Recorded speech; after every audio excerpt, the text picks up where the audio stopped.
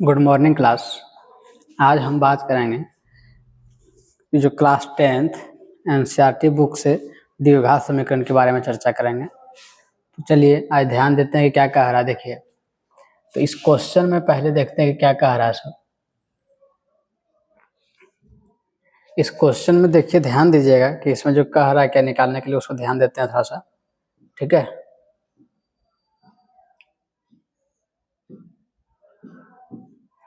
देखिए इसमें कह रहा है कि 13 मीटर व्यास वाले एक वृत्ताकार पार्क की परिसीमा के एक बिंदु पर एक खंभा इस प्रकार गाड़ना है कि इस पार्क के एक व्यास के दोनों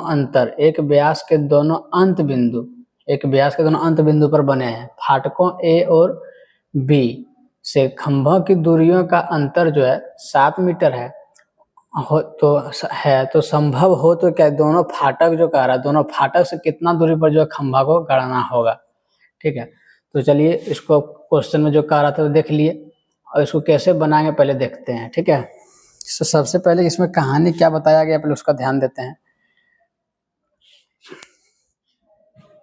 एक कह रहा है क्या जो है एक 13 मीटर वृत्ताकार है, वृत्ताकार पहले हम बना लेते हैं।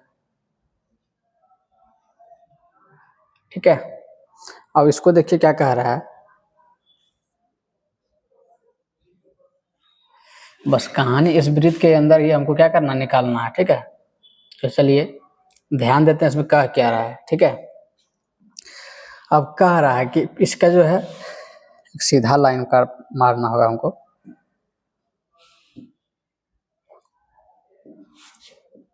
चलिए इसमें जो कह रहा है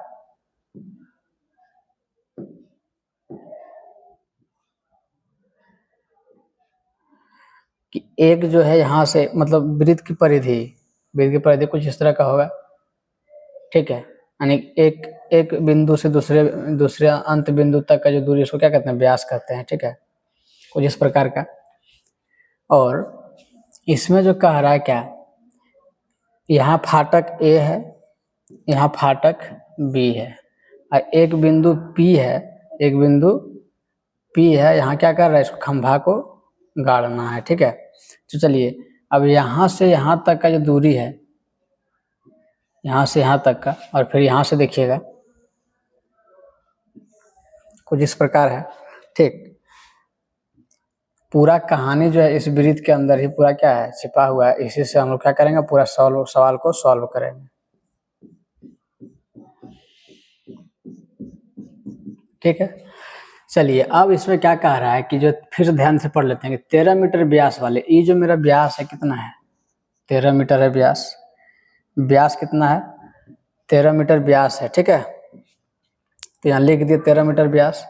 उसके बाद फिर पढ़िए, व्यास वाले एक वृत्ताकार पार्क की परिसीमा के एक बिंदु पर एक खंभा इस प्रकार गाड़ना है कि इस पार्क के एक व्यास के दोनों अंत बिंदुओं पर बने फाटक ए और बी, देखो एक फाटक यहाँ ए, दूसरा फाटक यहाँ बी। ठीक है, ए और बी के खंभों की दूरियों का अंतर 7 है। ए और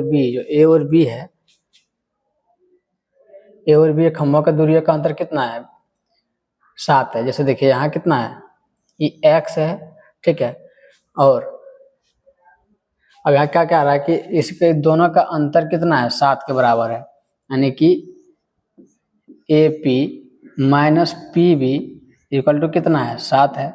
ठीक है, तो हमको चाहिए क्या, ये तो x दिया हुआ है। ठीक, इस दोनों का अंतर कितना है, 7। यहाँ x मान लिए, यहाँ से AP और एक बिंदु की दूरी को कितना मान लिए, x मान लिए। अब यहाँ से A और P का निकालना है, तो AP निकालेंगे। कैसे निकालेंगे AP, इसका अंतर कितना था, 7, और प्लस में इधर माइनस है, इसको ले आएंगे तो क्या हो जाएगा, PB प्लस। तो PB हम कितना माने हैं, x माने हैं। ठीक है, तो AP बराबर मेरा कितना हो गया, x, और प्लस में कितना, 7। ठीक, अब यहाँ देखिए ई मेरा यहाँ कितना हो गया, x प्लस 7। अब देखिए अब क्या करेंगे, अब हम पाइथागोरस प्रमेय का जो है फॉर्मूला लगाएंगे, पाइथागोरस से निकालेंगे। ठीक है, यहाँ लिख लेते हैं, माना खंभों की दूरी कितना है, x। ठीक, उसके बाद फिर इसका निकाल लिए ए और बी का दूरी, फाटक ए से खंभा का जहाँ गाड़ा गया है वहाँ से, और ए का फाटक ए से यहाँ तक का दूरी x+7, और जहाँ से गाड़ा गया है फाटक बी का दूरी जो है कितना x है। अब हमको क्या करना, पाइथागोरस प्रमेय लगाना है। क्या लगाना है?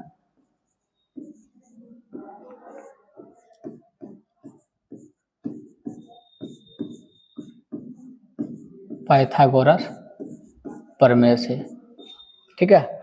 अब इसमें देखिए क्या करेंगे, ये मेरा हो गया लंब, ये हो गया आधार, ये हो गया कर्ण। तो कर्ण स्क्वायर बराबर होता है, यानी कि कर्ण स्क्वायर बराबर होता है लंब स्क्वायर और जोड़ क्या, आधार स्क्वायर AP का स्क्वायर, ठीक है। अब देखिए कर्ण मेरा कितना 13 है, 13 का स्क्वायर, अब बराबर BP कितना है, BP देखिए x का होल स्क्वायर, अब प्लस में x+7 का होल स्क्वायर। इसी से जो है अब कह रहा फाटक P से B का दूरी, A से P का दूरी निकाल लेंगे हम लोग आसानी से, ठीक है। चलिए इसको सॉल्व करते हैं।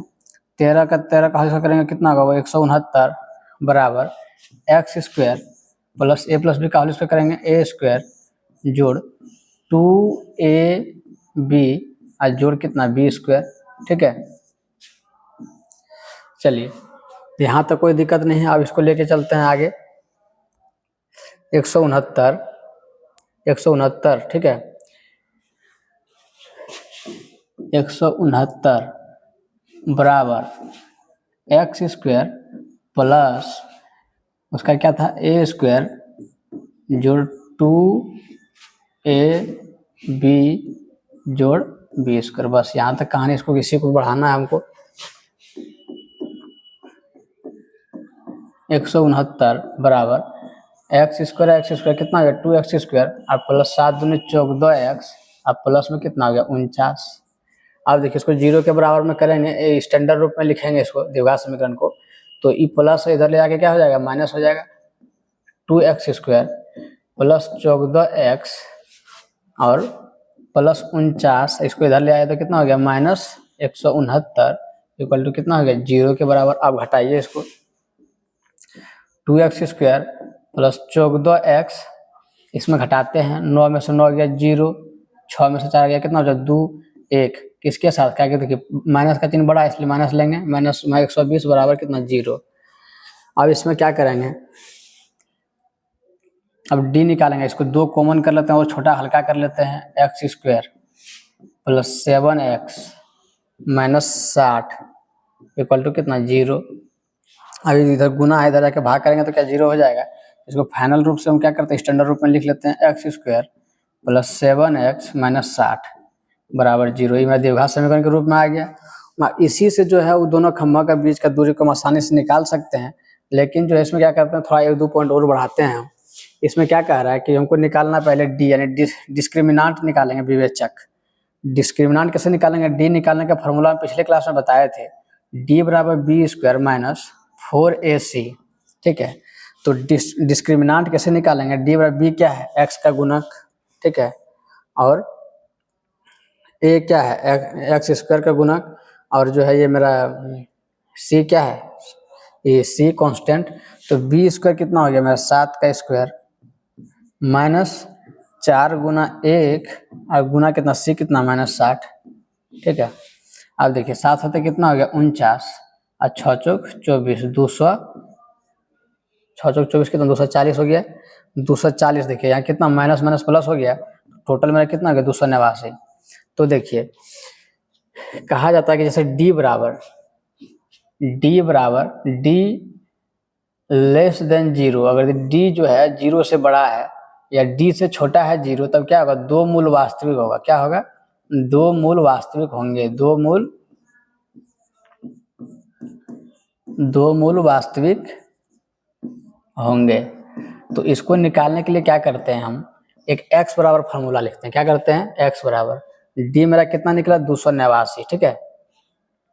तो देखिए तो हमको क्या कहते हैं, x जब d लेस देन 0 तब क्या होगा, 2 मूल वास्तविक होगा। तो x बराबर क्या होता है, x बराबर